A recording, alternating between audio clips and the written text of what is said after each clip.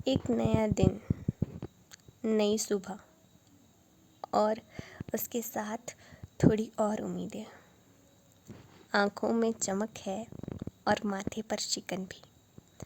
कंधों पर बोझ भी है मगर वो आज़ाद भी है।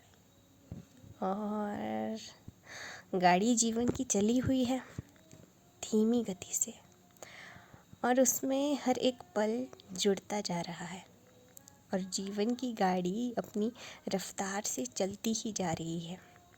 थोड़ा ज़ोर हम भी लगा रहे हैं और कुछ चीज़ें बस अपने आप होती चली जा रही हैं।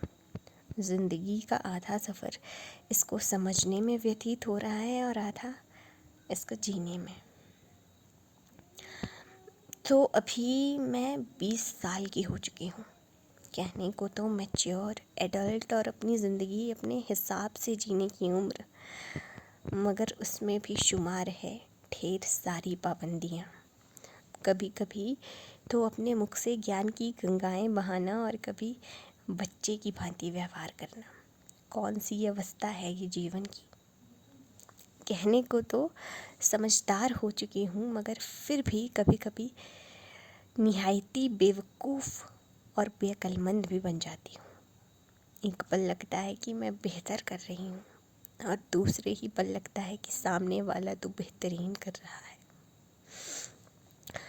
और मेरी ही उम्र के किसी और को फाइनेंशियली इंडिपेंडेंट देखकर डिसअपॉइंटमेंट तो पक्की है। पर अपनी उम्र की सबसे खूबसूरत और इमेच्योर भी बात मुझे लगती है सपने देखना, बेशुमार सपने देखना और दोपहर में भी खो जाना उन सपनों में।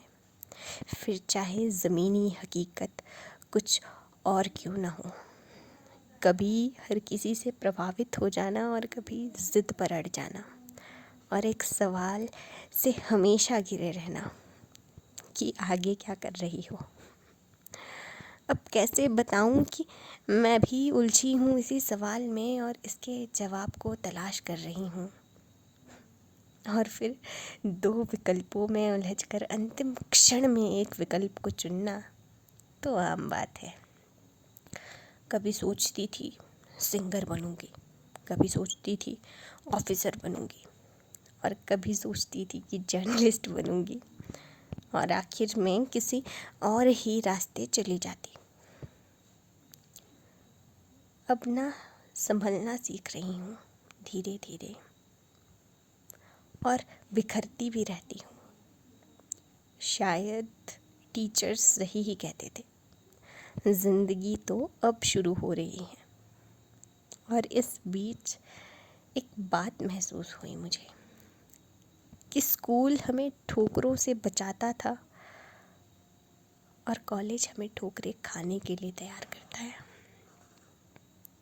और ज़िंदगी के इस दौर में हमें बहुत से लोग मिलते हैं मगर इस सफ़र को अकेले ही तय करना पड़ता है।